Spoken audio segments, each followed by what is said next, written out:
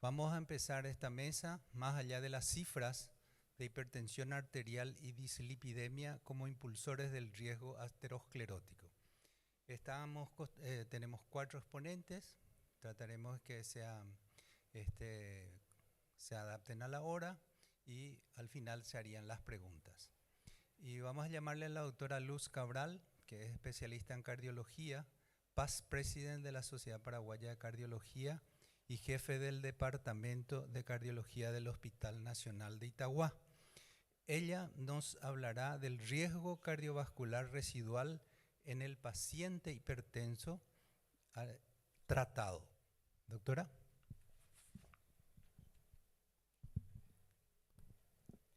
Muchas gracias por la presentación. Es un placer estar con todos ustedes. El tema que me encomendaron es hablar sobre el riesgo cardiovascular residual en el paciente hipertenso tratado. Sabemos que todo este congreso está dado para la hipertensión arterial. ¿Por qué? Porque realmente es uno de los factores de riesgo más prevalentes y la causa principal de muerte e incapacidad a nivel mundial, incluyendo prácticamente cada vez con mayor incremento. En las Américas, tampoco, especialmente en los países de medianos y bajos ingresos, la hipertensión es una patología de salud pública que causa realmente bastante problemas y porque la prevalencia es bastante alta. A pesar de todos los avances dentro de la terapéutica, los diagnósticos, a pesar de ello, en hipertensión, una proporción considerable de pacientes siguen presentando progresión multiorgánica, como ser insuficiencia cardíaca, deterioro de la función renal y eventos cardiovasculares mayores. Esto pone de manifiesto las limitaciones de un abordaje basado exclusivamente en órganos y factores de riesgos en forma aislada. Dentro de los mecanismos desencadenantes de la hipertensión arterial, inicialmente, hace varias décadas, se planteaba que la hipertensión arterial se debía a un defecto de la excreción renal de sodio. Posteriormente se fue evolucionando, dándole la importancia al sistema renina-angiotensina en la regulación de la presión arterial. Actualmente, al estrés oxidativo se le suma apareciendo nuevos mecanismos que implican células inmunológicas y sus mediadores en el desarrollo de la hipertensión arterial. La hipertensión arterial es multifactorial con estas rosetas. Vemos que empezando del sexo femenino-masculino, posteriormente todas las vías internas, renales, vasculares, humorales, hasta ser desde el tipo socioeconómico, psicológico, conductual, incluso ambiental, nos habla de que existen múltiples vías que se imbrincan y prácticamente sinergizan. Por tanto, el tratamiento debe ser de varias vías que lo desencadenan. Es más, el año pasado fue planteado el consensus de enfermedad cardiovascular e inflamación, donde los factores de riesgos cardiovasculares, entre ellos la hipertensión arterial, se consideran como mediadores inflamatorios que actúan sobre la pared arterial produciendo el ateroma y posteriormente progresando. Esto debido a la producción de citoquinas, ya sea interleuquina 1, factor de necrosis tumoral, que actúan como reactantes de fase aguda, produciendo mayor inflamación y disfuncionando el endotelio y la formación del ateroma. Es así que la hipertensión arterial se plantea que es un estado subinflamatorio crónico con aumento de factores proinflamatorios circulantes. Esto lleva a que estos mediadores actúen sobre la vasculatura, sobre el riñón y sobre el corazón. entonces nos preguntamos, ¿realmente controlamos todos los mecanismos con el tratamiento de las cifras de presión arterial actuando solamente sobre el sistema renina-angiotensina, sobre el estrés oxidativo, sobre la vasculatura?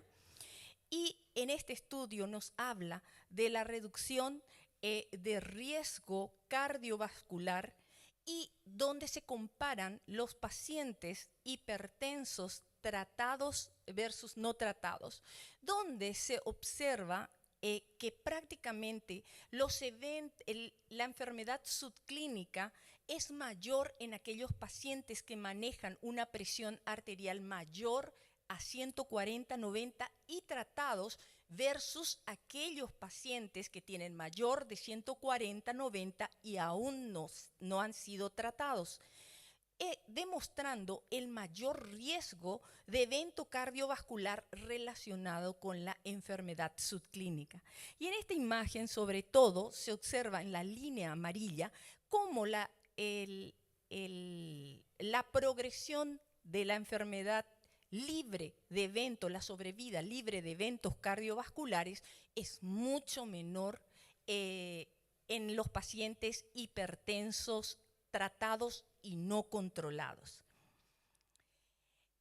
Este metaanálisis de más de 100 estudios, más de 400.000 pacientes que incluyeron, donde se demostró que la reducción de riesgo relativo de eventos cardiovasculares y muerte de pacientes bajo tratamiento en prevención primaria y secundaria era mucho mejor para la reducción de eventos cardiovasculares mayores, enfermedad coronaria y accidentes cerebrovasculares cuando se controlaban la presión arterial. De igual manera, se vio que la reducción de riesgo absoluto y el riesgo residual asociado al tratamiento hipotensor fueron mayores en pacientes con prevención secundaria. Entonces, ¿cuál es la implicancia clínica o fisiopatológica de este estudio? Que la reducción de la presión arterial tanto en prevención primaria como en secundaria resulta beneficiosa para hasta alcanzar un mínimo de 125/75 milímetros de mercurio, pero que en prevención secundaria el riesgo sigue siendo considerablemente alto, incluso con objetivos más bajos. Esto es debido a que tanto la hipertensión arterial como las enfermedades cardiovasculares tienen un curso continuo y una vez establecidas estas, una mayor reducción de presión arterial no aportará beneficios cardiovasculares adicionales en pacientes de alto riesgo.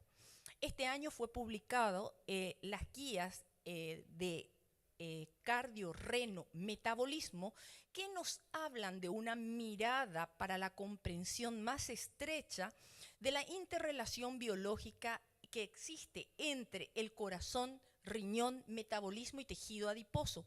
Y fíjense que en la etapa 2 del síndrome cardio-reno-metabólico se encuentran los factores de riesgos cardiovasculares, pero allí se le suma a la hipertensión arterial cuya etiología es no metabólica. Es así que nos lleva a plantear que existen mecanismos mediante los cuales la obesidad desarrolla hipertensión arterial, empeora la hipertensión arterial y nos lleva al daño renal. Y esto es debido a la activación del sistema, mayor activación del sistema renina, angiotensina, aldosterona, del sistema nervioso simpático, lo que lleva a un incremento de la reabsorción de sodio y por ende a un incremento de la presión arterial. Es así que se demuestra que con una reducción de 5 a 10% del peso en pacientes obesos e hipertensos obesos y con sobrepeso y diabéticos llevan a un mejor control de la presión arterial, así como a los diferentes otros parámetros clínicos, demostrando que la obesidad y la resistencia a la insulina contribuyen al riesgo cardiovascular. incluida, fíjense, la inflamación sistémica, la disfunción endotelial, que es una de las principales causas de hipertensión arterial, la dislipidemia heterogénica y la hipercoagulabilidad. Es así que estos nuevos fármacos para la obesidad, que son los agonistas GLP-1, en este metaanálisis publicado el año pasado de más de 2 estudios, demostraron que con estos fármacos la presión arterial sistólica se reduce hasta menos 6 milímetros de mercurio y la presión arterial diastólica a menos 2 milímetros de mercurio. El año pasado también se presentó este otro metaanálisis mucho más importante en el sentido que incluyeron más estudios, más de 30 estudios, más de 37.000 pacientes, donde se demostró que en los pacientes obesos, independientemente de que estén tomando medicación antihipertensiva y estuvieran controlados, los GLP-1 agonistas reducen 4 milímetros de mercurio de la presión sistólica y 2 milímetros de mercurio de la presión diastólica. Este es un sutanálisis del Surmont 1, donde se vio la comparación entre placebo versus tirzepatide, donde se observó que con 5 miligramos de tirzepatide se redujo 7.5 milímetros de mercurio y que con 10 y 15 miligramos de tirzepatide se redujo entre 8 a 10 milímetros de mercurio de la presión arterial sistólica. Y los otros fármacos que actualmente están para el síndrome cardiorrenometabólico, que es los inhibidores SGLT2, que han demostrado también una reducción de la presión sistólica a menos 5 milímetros de mercurio y la presión diastólica a 4.53 milímetros. Y fíjense que en estudios de prevención secundaria, este es un metaanálisis de más de 34.000 pacientes donde se estudió en prevención secundaria por haber hecho un infarto de miocardio, enfermedad arterial coronaria y también diabetes. Se demostró que prácticamente los inhibidores SGLT2 reducen a 10 milímetros de mercurio la presión arterial sistólica y 4 milímetros de mercurio la presión arterial diastólica, demostrando en prevención secundaria una reducción de eventos cardiovasculares de un 18%, de un 25% de muerte cardiovascular y hospitalización por insuficiencia cardíaca alrededor de un 31%. Es así que los inhibidores SGLT2 han demostrado de que reducen el remodelado, mejoran el remodelado cardíaco, inhiben la fibrosis, reducen la retención de agua y sodio, inhiben la activación del sistema renina-angiotensina y del sistema simpático, demostrando una regulación de la presión arterial mediante la modulación de la presión de la pared vascular y el sistema nervioso simpático, incluyendo el estrés oxidativo de carácter inflamatorio y los cambios metabólicos. Para ir concluyendo, el riesgo cardiovascular residual en el paciente tratado persiste a pesar del control numérico del mismo. La hipertensión arterial como la enfermedad cardiovascular tienen un curso continuo y una vez establecidas, una mayor reducción de presión arterial no aportará beneficios cardiovasculares adicionales en pacientes de alto riesgo. Por tanto, la reducción del riesgo absoluto y del riesgo residual asociados al tratamiento hipotensor fueron mayores en prevención secundaria.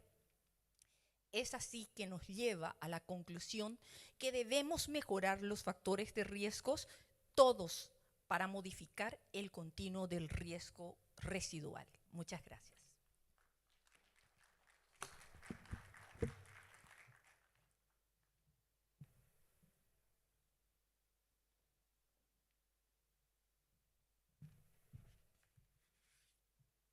Para dar continuidad a este bloque, antes que nada quiero agradecer a la doctora Cabral por la excelente ponencia y dar continuidad a este espacio invitando a la doctora Laura García Bello.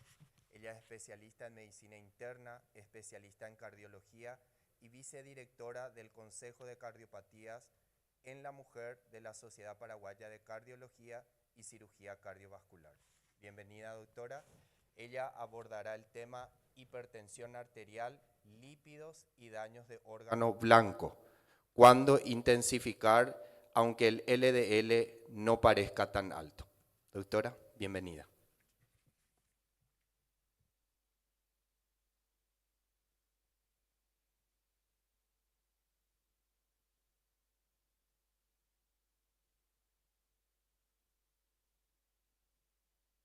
Hola. Bueno, muy buenas tardes. En primer lugar, agradecer a la Sociedad de Hipertensión Arterial y a la Sociedad Latinoamericana de Hipertensión Arterial por la invitación. El tema que me toca desarrollar es cuándo intensificar el tratamiento hipolipemiante aunque no parezca tan alto.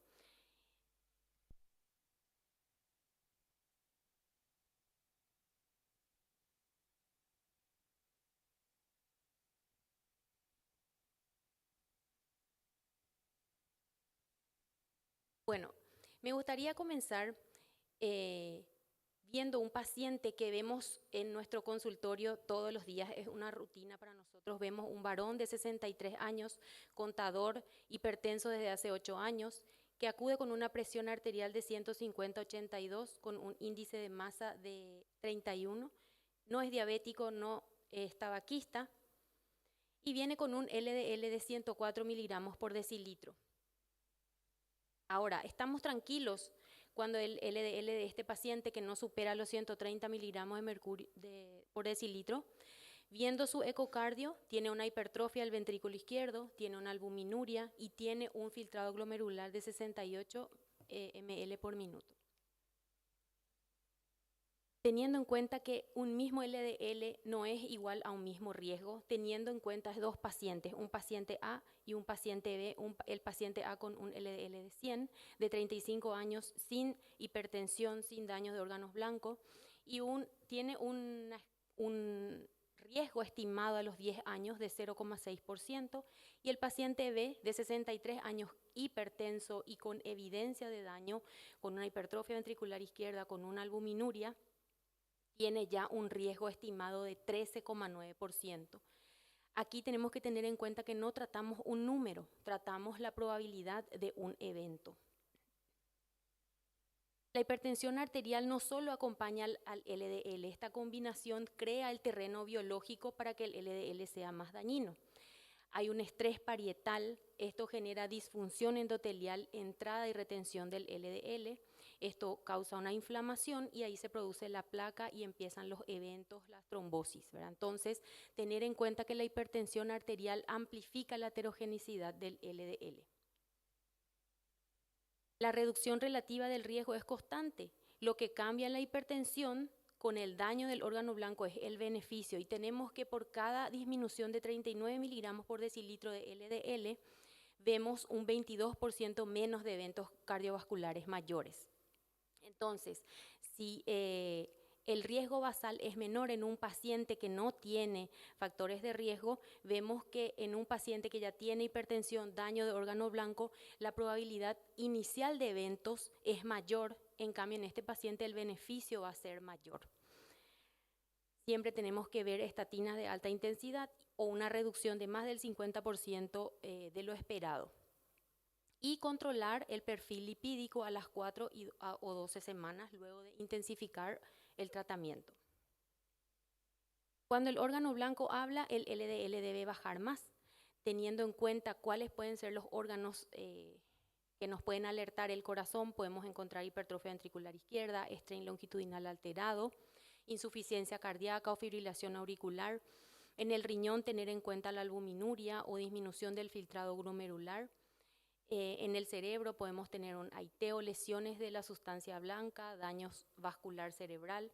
Y en las arterias, placas carotídeas, tener en cuenta también el calcio coronario y la rigidez arterial. Entonces, cualquiera de estos órganos que esté con alguna alteración, tenemos mayor riesgo cardiovascular y el objetivo del LDL debe ser más exigente. Entonces, ¿por qué el LDL nos puede engañar?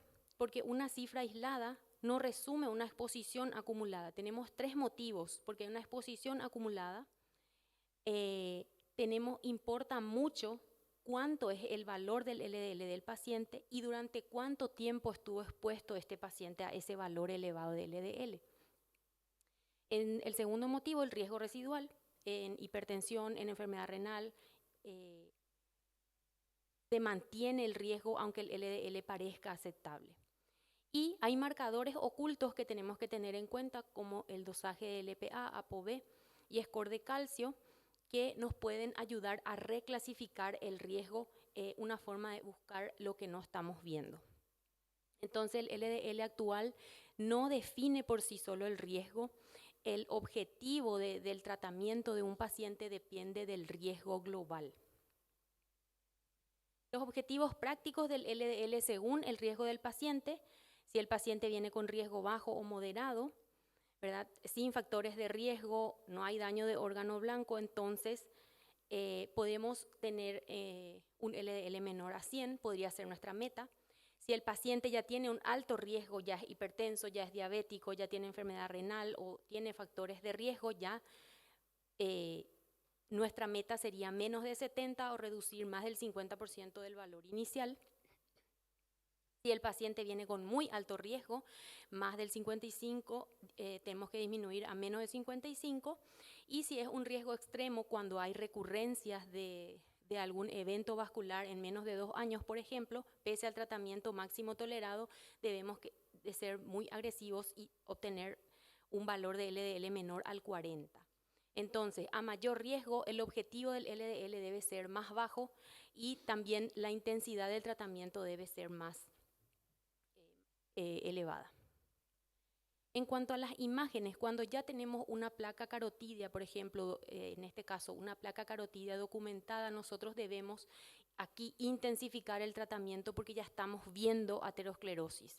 Entonces, iniciar el tratamiento a la máxima dosis posible e intensificar, no quedarnos con la inercia terapéutica. ¿Cómo sería el algoritmo de intensificación en un paciente hipertenso? En primer lugar, confirmar la hipertensión arterial, ¿verdad? Hacer mediciones correctas, ver con AMPA o con MAPA si hay dudas. Siempre buscar daño orgánico, si tiene hipertrofia, si tiene albuminuria, si tiene caída del filtrado glomerular, el score de calcio, ver el fondo de ojo, las placas carotidias, y según esto reclasificar el riesgo. Definir la meta del LDL, menor de 100, menor de 70 o menor de 55. Y el número 5, el paso, intensificar, no quedarnos en la inercia, ¿verdad? Estatinas de alta intensidad, ezetimibe, bempedoico, inhibidores del PCSK9 según el descenso. No estamos tratando una cifra, estamos tratando el riesgo cardiovascular total. Teniendo en cuenta la intensidad proporcional al riesgo, iniciamos con una estatina de alta intensidad a la dosis máxima tolerada. Luego podemos añadir ezetimibe, esto añade hasta un 20% extra de reducción del LDL.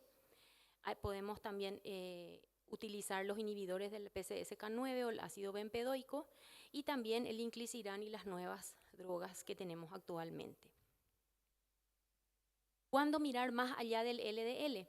Tenemos que tener en cuenta que tenemos marcadores que pueden explicar por qué un LDL de 100 no es seguro. Si el paciente tiene un ApoB o una LPA que hay que medir una vez en la vida, o los triglicéridos y los remanentes de triglicéridos, debemos intensificar esto. Solamente no quedarnos con la imagen y no seguir intensificando el tratamiento.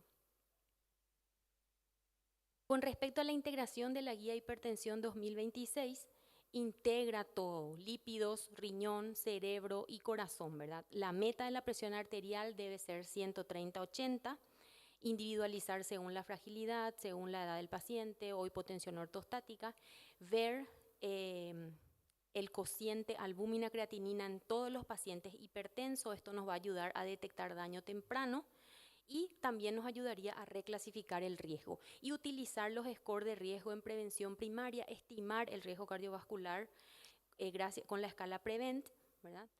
Y un riesgo de más de 7,5% apoya iniciar fármacos desde más de 130-80. Entonces, controlar la presión arterial no sustituye a disminuir el LDL cuando hay daño vascular. Deben ir en forma simultánea ambos tratamientos. Entonces, debemos tomar decisiones de alto impacto. La pregunta clínica tendría que ser, ¿este paciente hipertenso tiene evidencia de daño vascular, cardíaco o renal? Y si aquí respondemos sí, entonces el LDL más bajo de lo que parece debería ser, ¿verdad? Si tiene hipertrofia ventricular izquierda, si tiene albuminuria o si tiene aterosclerosis subclínica evidenciado por alguna imagen, debemos intensificar el tratamiento, ¿verdad? Estimar el riesgo, solicitar todo, buscar, ¿verdad? Y usar el tratamiento escalonado, ir escalando en el tratamiento. Volviendo al caso inicial, el LDL de 104 miligramos por decilitro no cambió, cambió el significado clínico. Cambió no tener una mirada aislada, que no parece tan alto, no quedarnos con el riesgo a tener inercia terapéutica, hacer una lente y buscar el daño de los órganos, ¿verdad? Hipertrofia, albuminuria o ayudarnos con las imágenes. Y de acuerdo a ello tendremos una conducta proporcional instalando nuestras metas según el riesgo del paciente. Como mensajes finales, son 4 ideas para cambiar nuestra práctica clínica. La hipertensión acelera la entrada y la retención del LDL y amplifica la inflamación vascular. El daño de órgano blanco redefine el riesgo cardiovascular. Un LDL que no parece alto puede estar lejos de la meta individual. Intensificar a tiempo reduce la probabilidad de que la primera manifestación sea un evento cardiovascular. No tratamos una cifra aislada, tratamos el riesgo cardiovascular total. El riesgo no siempre se ve en el número cuando el órgano blanco ya habló. Intensificar no es ser agresivos, es llegar a tiempo. Muchas gracias.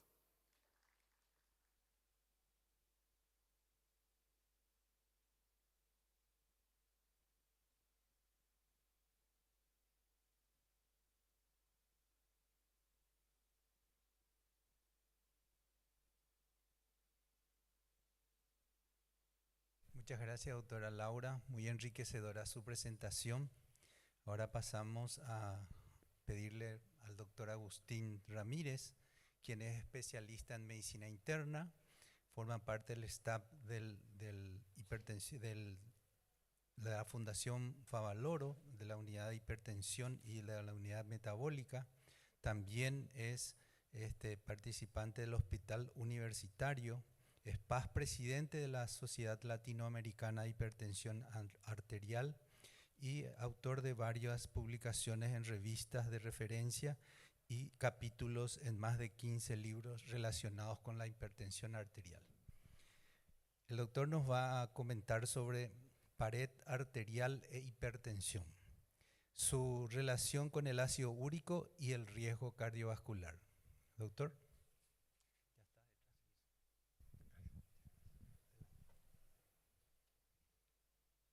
Buenas tardes, agradezco la presentación y quería también agradecer al comité organizador. Hola.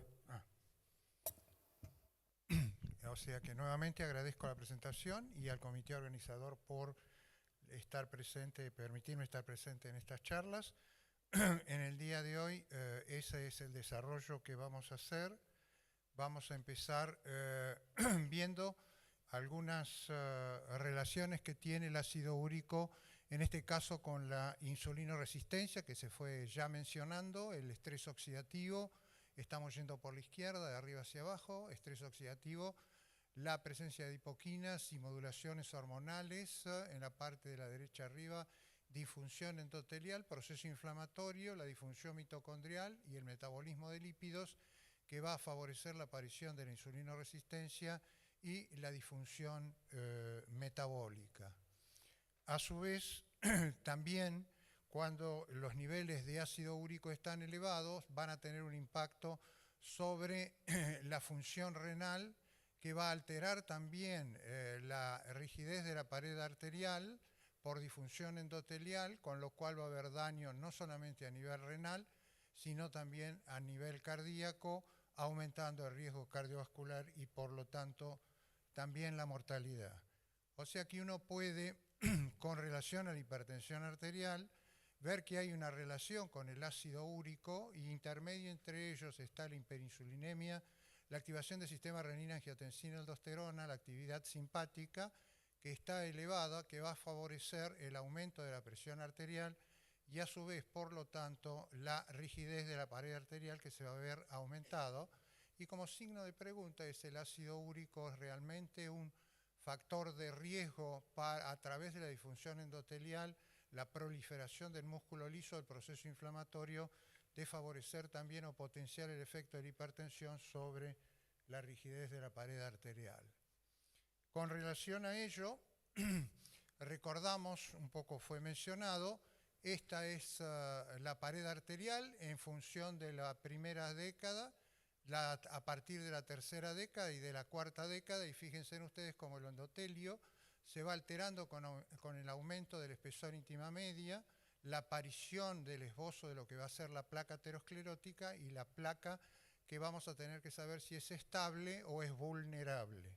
Para ello tenemos la evolución en el tiempo, que se mencionó también, que es la disfunción endotelial, y como instrumentos para medir tenemos al inicio, en el cual todavía no hay una gran alteración de la pared arterial desde el punto de vista estructural, la evaluación del espesor íntima media o la velocidad de onda de pulso, que va a dar, junto a la función endotelial, ya una idea de cómo está no solamente la anatomía, sino también la función de la pared arterial. Y después, cuando ya está más avanzado el daño sobre la pared, vamos a ver que a la BOP y a la función endotelial tenemos el índice de aumentación y después, en última instancia, el análisis de la placa para establecer su estabilidad o no. Con relación a ello, otro elemento que tenemos que tener en cuenta es la línea negra, marca la sístole cardíaca hasta el aumento máximo que va a formar en la periferia lo que se llama la presión arterial sistólica, y luego durante la diástole hasta el valor mínimo, que va a ser el valor de presión arterial diastólica. Y esta onda de presión, cada vez que se contrae el corazón, va a generar la onda negra, que sería la onda incidente, que va hacia la periferia, y que cuando llega a la resistencia periférica es como una pelotita de ping-pong que uno tira, cuando golpea en la pared, va a volver. Y va a generar lo que se conoce como la onda refleja, que es esta verde, que llega hacia el corazón. Esto es interesante porque si prestan atención, esta onda refleja llega justo en el tercio final de la diástole. Y ese momento es importante porque durante la diástole se están cargando las coronarias y la llegada de la onda refleja da el golpe final de llenado coronario, que es lo que se define como la reserva coronaria. Cuando tenemos lo que vimos anteriormente, sobre todo a partir de la década de los 50, que la rigidez de la pared de los grandes vasos comienza a aumentar, vamos a ver que la velocidad de onda de pulso tiende a ir más rápido hacia la periferia y por lo tanto la onda refleja también va a volver más rápido y ya no llega en el tercio final de la diástole, ¿no es cierto? Y por motivo de que las grandes arterias elásticas están rígidas, para expulsar el mismo volumen sistólico el corazón tiene que aumentar su trabajo, ¿no es cierto? Entonces el primer elemento para vencer esa resistencia y el mayor trabajo es un aumento de la presión arterial sistólica, ¿no es cierto? Y ese aumento de la presión arterial sistólica va a ser un factor de riesgo para el accidente cerebrovascular, el transitorio isquémico y la aparición de la lesión de leucoariosis a nivel del sistema nervioso central. Por el mayor trabajo cardíaco también vamos a ver que, falta una en el medio, la hipertrofia ventricular izquierda, la miocardiopatía y la insuficiencia cardíaca en la evolución en el tiempo y por la disminución, como mencionamos, de la reserva coronaria, la posibilidad de que aparezca la isquemia coronaria o el infarto agudo de miocardio. O sea que, evidentemente, a medida que nos hacemos más ancianos, el aumento de la rigidez de la pared elástica de las grandes arterias hace que haya un mayor trabajo cardíaco, la resistencia periférica aparentemente esté aumentado, con un mayor riesgo de mortalidad cardiovascular, como se menciona aquí, y los elementos para ir evaluándolo en el tiempo fue los que mencionamos anteriormente. Esto es un estudio que hicimos en Fundación Favaloro, individuos normotensos e hipertensos que tienen una edad ligeramente superior a los hipertensos, que no es diferente significativamente, un índice de masa corporal similar, la presión arterial como corresponde está incrementado en los hipertensos y la frecuencia cardíaca es similar.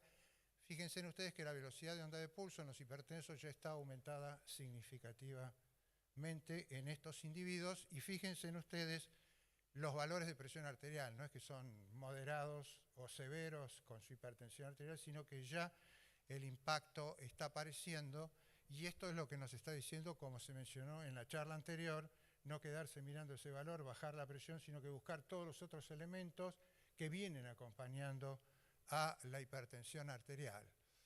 Y eso es interesante porque el segundo valor que ustedes ven acá abajo de la velocidad de pulso, es el compliance efectivo, o sea, la capacidad de dilatarse de la arteria, que es mucho menor en los pacientes con hipertensión arterial. Esto es interesante porque fíjense en ustedes a la izquierda, vemos la relación en el panel de la izquierda de la velocidad de onda de pulso en función de la presión arterial sistólica, y a medida que aumenta la presión, fíjense en ustedes la velocidad de onda de pulso aumentando, o sea que la rigidez está aumentando de la pared arterial, y el coeficiente de dilatación, o sea, la capacidad de dilatarse la arteria, que es lo inverso de lo que vimos ahora, tiene una relación negativa. A medida que aumenta la presión, menos elasticidad, más rigidez. ¿Sí? Estos son los tres componentes.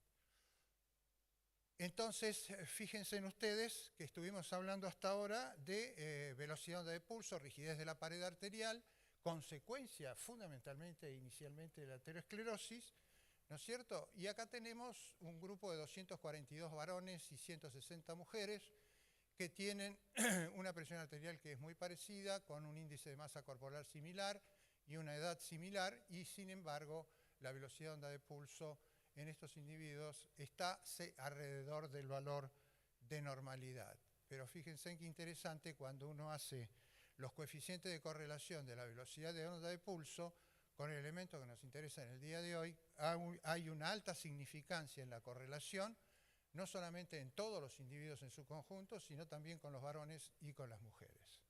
¿Sí? O sea que el ácido úrico evidentemente está participando en lo que mencionamos inicialmente para favorecer la rigidez de la pared arterial. Cuando hacemos la relación de la velocidad de onda de pulso justamente con de los componentes del síndrome metabólico, fíjense en ustedes, índice de masa corporal, perímetro abdominal, colesterol HDL, triglicéridos, glucemia en 120 minutos, insulina basal.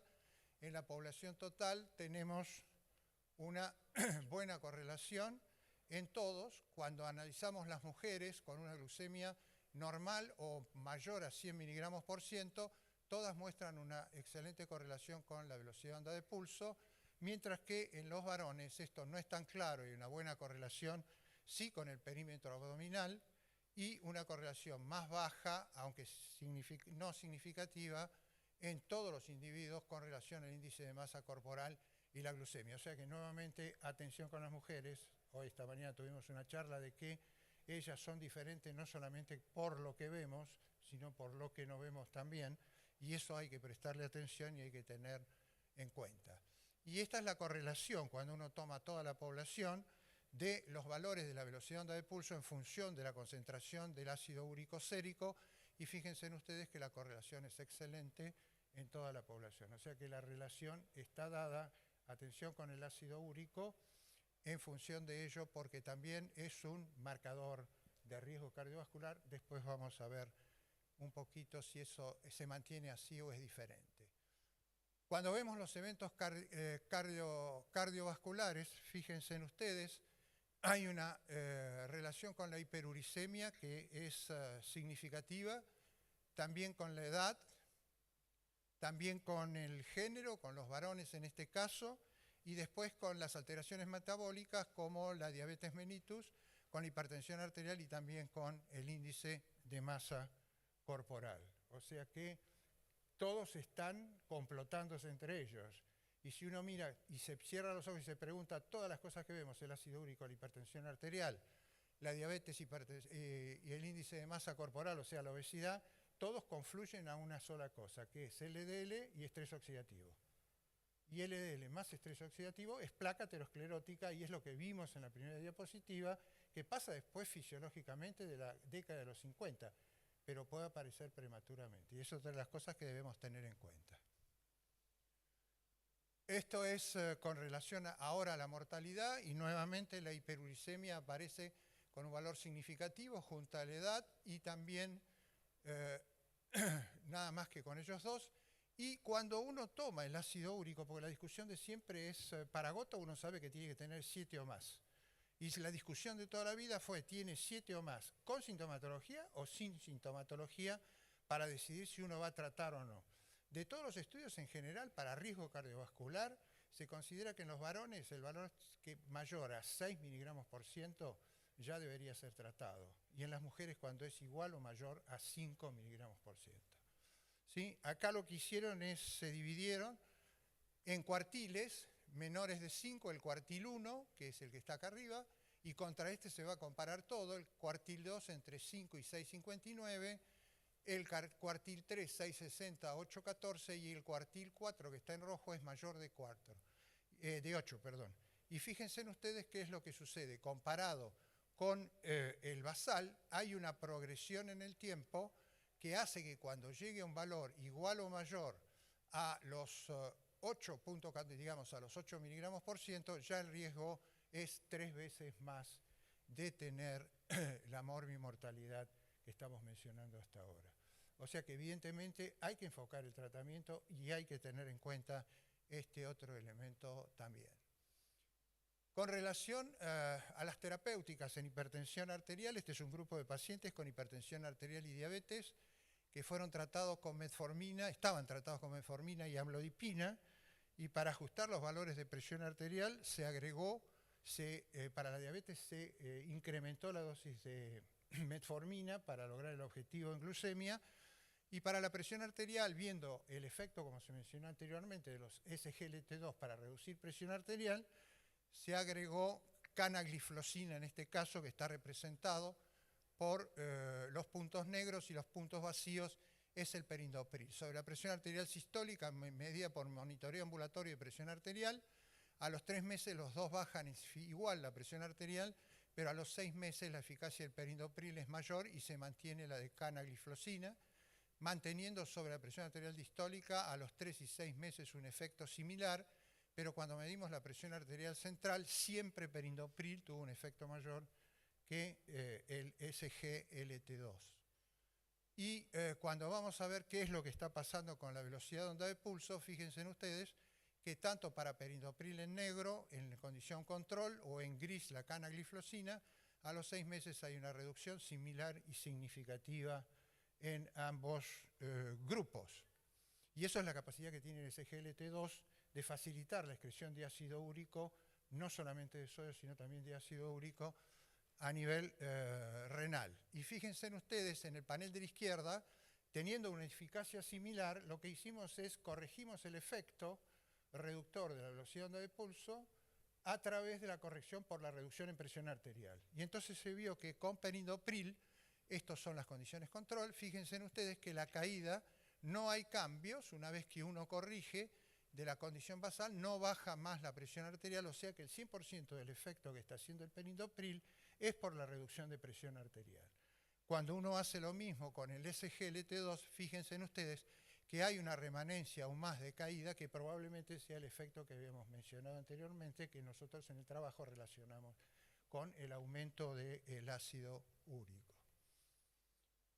Por lo tanto, podemos decir que la hiperuricemia es mayormente reconocida como contribuyente potencial de la rigidez arterial y el aumento del riesgo cardiovascular ya que se asocia con la hipertensión arterial, la disfunción renal, obesidad, resistencia a la insulina y el proceso inflamatorio, condiciones que van a aumentar el riesgo cardiovascular, eso lo mencionamos desde el inicio, y aunque la causalidad de ello todavía está en debate, el aumento del ácido úrico sanguíneo puede reflejar o promover esa disfunción endotelial a través del estrés oxidativo, el proceso inflamatorio, la activación del sistema hormonal renal con alteración del manejo renal del sodio, así como la activación de vías neurohormonales vasculares que promueven vasoconstricción, el remodelado vascular y el aumento de la rigidez arterial, todos estos elementos que contribuyen al aumento del riesgo de mortalidad cardiovascular. Por lo tanto, aunque se mantiene aún el debate sobre si el ácido úrico es un factor causal o principalmente un marcador de riesgo cardiometabólico, independientemente de esta discusión, uno puede sostener su valor como un indicador de riesgo relevante en el momento y que debe ser considerado en la terapéutica de los pacientes con hipertensión arterial o dismetabolismo. Pues eso es importante porque cabe recordar viejos trabajos en el cual tenemos ácido úrico, hipertensión y pared arterial. Estos son todas las complicaciones que pueden tener todos esos satélites que están alrededor de estos tres elementos, y fíjense en ustedes que el daño es toda de origen vascular, ¿sí? Y entonces uno se pregunta, la pregunta que se hace es fundamentalmente ¿por qué la arteria? ¿Sí? Exclusivamente porque a nivel renal es el responsable de la nefroangioesclerosis, a nivel cerebral, ACV transitorio isquémico, Alzheimer, habíamos dicho aumento del daño de sustancia blanca cerebral, a nivel coronario, insuficiencia cardíaca coronaria, ANGOR, infarto agudo de miocardio, y a nivel periférico, las estenosis, los aneurismas y las vasculopatías periféricas, que fundamentalmente en la diabetes es el segundo efecto lateral que va a llevar a las amputaciones luego de la ceguera, que es el más importante de todos. Por lo tanto, las arterias podemos concluir que son el blanco, el campo de batalla y el denominador común de las complicaciones cardiovasculares, y es a través de ello y el ácido úrico que se engancha con la dislipemia.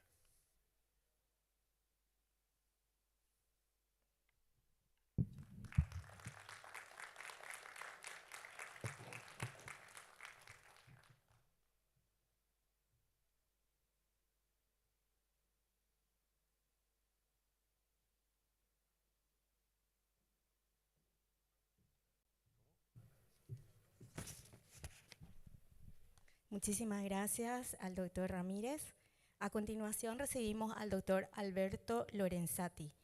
Él es especialista en cardiología, lipodólogo clínico certificado de la Sociedad Argentina de Lípidos, profesor invitado de medicina interna en la Universidad Católica de Córdoba, Argentina, experto médico certificado en investigación clínica y farmacología, coeditor del European Heart Journal, coeditor del European Cardiology Review, más de 800 resúmenes, publicaciones y presentaciones en ámbitos nacionales e internacionales. Él nos hablará de inclisiran en el contexto del paciente hipertenso, control lipídico sostenido y reducción del riesgo global. Bienvenido, doctor, y muchísimas gracias. Bueno, muchísimas gracias. Agradezco nuevamente a la Sociedad Paraguaya de Hipertensión Arterial la invitación. Como me toca hablar, el único en la mesa que le tocó hablar de drogas, tengo que presentar mis conflictos de interés, que ustedes los tienen ahí, sobre todo porque he participado y participo de los estudios con inclisiran. La agenda brevemente es algunos conceptos de hipertensión y dislipidemia que van muy de la mano. Inclisiran mecanismos de acción, evidencia en cuanto a seguridad y eficacia, y finalmente algunas formas de implementación de esta terapéutica. Miren ustedes qué interesante. En 30 años, la hipertensión ha seguido siendo el principal factor de riesgo modificable relacionado con la enfermedad cardiovascular. le siguen factores que podríamos ligarlos al comportamiento o estilo de vida, y en tercer lugar el LDL colesterol. Generalmente clasificamos a los factores que están en rojo como metabólicos, una de las doctoras habló de eso, y ustedes ven que el rojo domina claramente, y es más, ha ido subiendo y escalando posiciones, y yo no he traído por tiempo datos de estudios globales que muestran que la curva descendente de mortalidad cardiovascular se ha aplanado y tiende a subir en virtud de la obesidad, la diabetes, o sea que son los factores de riesgo metabólico principales con los cuales nos toca lidiar hoy, aparte de hipertensión y dislipidemia que estamos mencionando. La hipertensión, si ustedes toman distintas series, un número considerable de hipertensos son dislipidémicos, concretamente tienen hipercolesterolemia, y un número muy importante de hipercolesterolémicos son a su vez hipertensos. Si nosotros tomamos los estudios clásicos, el estudio de los trialistas en colesterol, el CTT, muy conocido, con una serie de publicaciones de primer nivel, sabemos que por 1 milimol de descenso del LDL colesterol disminuye un 22-25% el riesgo de eventos vasculares.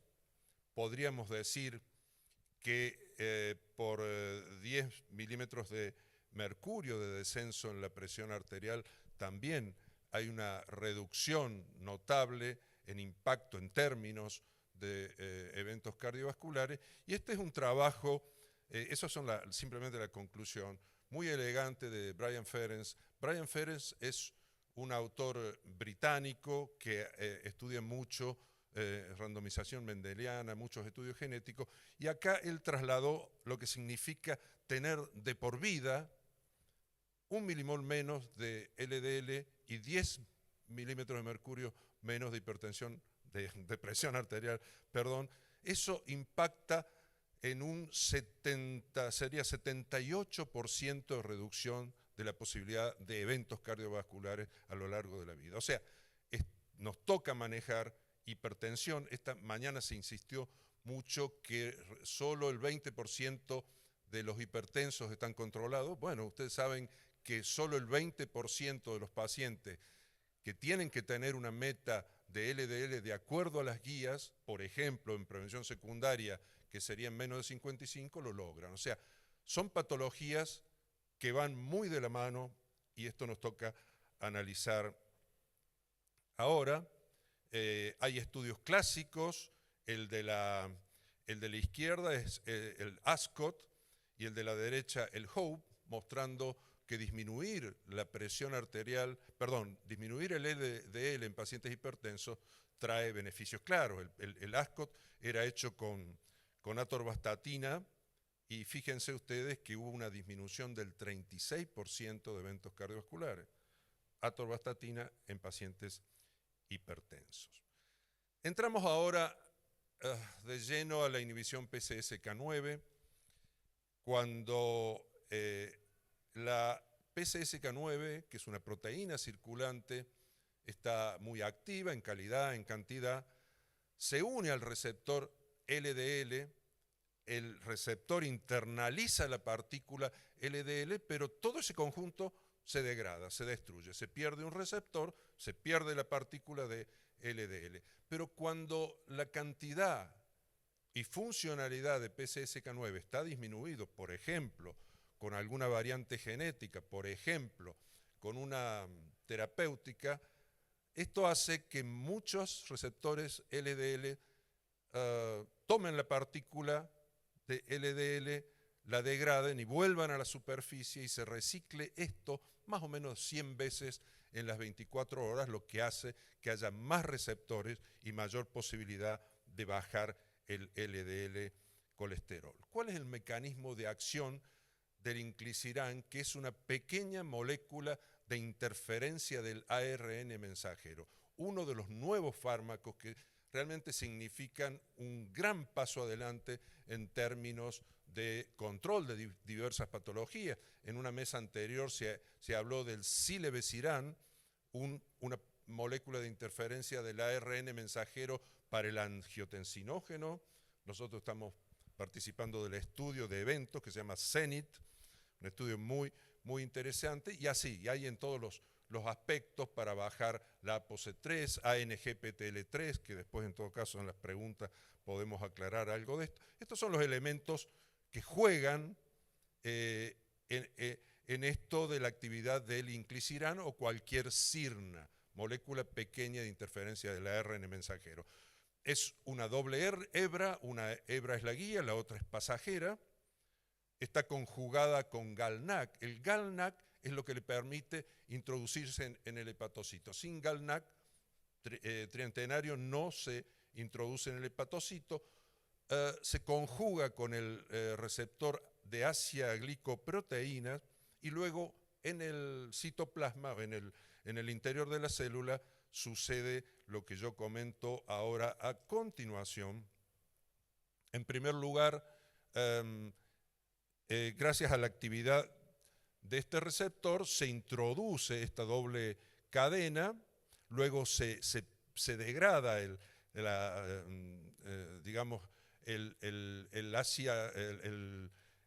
GalNAc y el receptor de Asia-glicoproteínas vuelve a la superficie y se puede reutilizar. Como les decía, este proceso se acompaña entonces de la presencia ya de esta doble hebra adentro del hepatocito, adentro del citoplasma. Luego se genera dentro del citoplasma esto que se conoce como complejo RISC, se combina con el inclisirano, con la molécula esta doble hebra, se pierde la hebra pasajera, que es la sentido, y queda la hebra antisentido, que es la encargada de combinarse con el ARN mensajero y degradarlo. O sea, una tecnología realmente muy interesante, y esta combinación, esta hebra antisentido más el RISC, permanece en el interior de la célula, pudiendo captar nuevos ARN mensajeros para PCSK9, y entonces esto explica por qué este fármaco tiene un efecto que dura más de 5 o 6 meses. Ya lo vamos a ver con más detención. Entonces, en síntesis, sufre de degradación el ARN mensajero. Esto hace que haya menos cantidad de proteínas, menos síntesis de PCSK9 y por lo tanto una mayor actividad de los receptores. ¿Qué características tiene el inclisiran? Bueno, tiene una vida media de 9 horas, desaparece rápidamente de la sangre, a los 14 días ya empieza a actuar, reduce el LDL en 40% a los 14 días. Inicialmente, luego de la primera dosis hay que dar una segunda dosis a los 90 días y a partir de allí cada 6 meses. Disminuye de forma importante el nivel de PCSK9. La vía de administración es subcutánea, no viene con autoinyectores, o sea, no se la puede poner el paciente, está pensado para que se administre por parte de un agente sanitario, y lo más interesante es que se mantiene a temperatura ambiente. Ustedes saben que por ejemplo, la semaglutida necesita cadena de frío, el tirzepatide necesita cadena de frío, los anticuerpos monoclonales, por ejemplo, evolocumab, necesitan frío. No, puede estar a temperatura ambiente sin mayor problema. Bueno, en síntesis, en el plasma dura horas, en el hepatocito días, en el complejo combinado con el complejo RISC meses, y por lo tanto la duración del efecto es de 6 meses. El programa clínico Orion y Victorion se desarrolló la parte de eficacia y seguridad tiempo atrás, y actualmente se están desarrollando la parte del programa respecto a eventos cardiovasculares. El efecto de inclisiran es aproximadamente 50% de reducción del LDL en todos los escenarios clínicos. Esto, por ejemplo, pacientes con hipercolesterolemia familiar heterocigota, por ejemplo, pacientes con enfermedad cardiovascular establecida, por ejemplo, pacientes con enfermedad cardiovascular establecida o riesgo equivalente, Orion 11, y el Orion 8 fue un estudio realizado para hacer seguimiento a largo plazo y ver seguridad. Eran más de 3.000 pacientes seguidos por 3.7 años y 8 años de exposición, porque se juntaron pacientes, hizo un pool con los pacientes que venían de los otros estudios. ¿Qué se vio en términos de seguridad? Por supuesto, mayor cantidad de reacción en el sitio de la inyección, esto es leve. Artralgia, no hubo casi diferencia. Bronquitis, una pequeña diferencia a favor de placebo.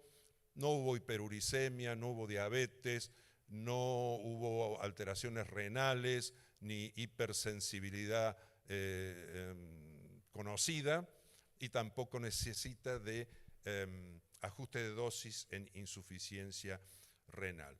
Posteriormente a ello se han hecho estudios pequeños para demostrar simplemente efectividad en términos de alcance de meta, el Victorion Initiate, Inception, monoterapia, el Difference.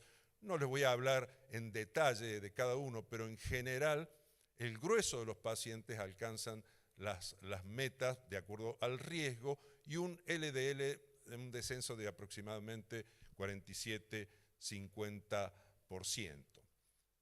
Pero por supuesto la bala de plata todavía no la tenemos, que son los eventos cardiovasculares. Hay indicios.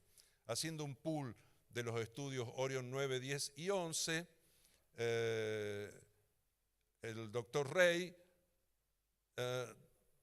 tomó los eventos que habían sucedido en estudios que no son para eventos. O sea, yo puedo ver los eventos en un estudio, qué sé yo, de cualquier otra cosa, y aquí lo que se encontró es un 25% de reducción de eventos.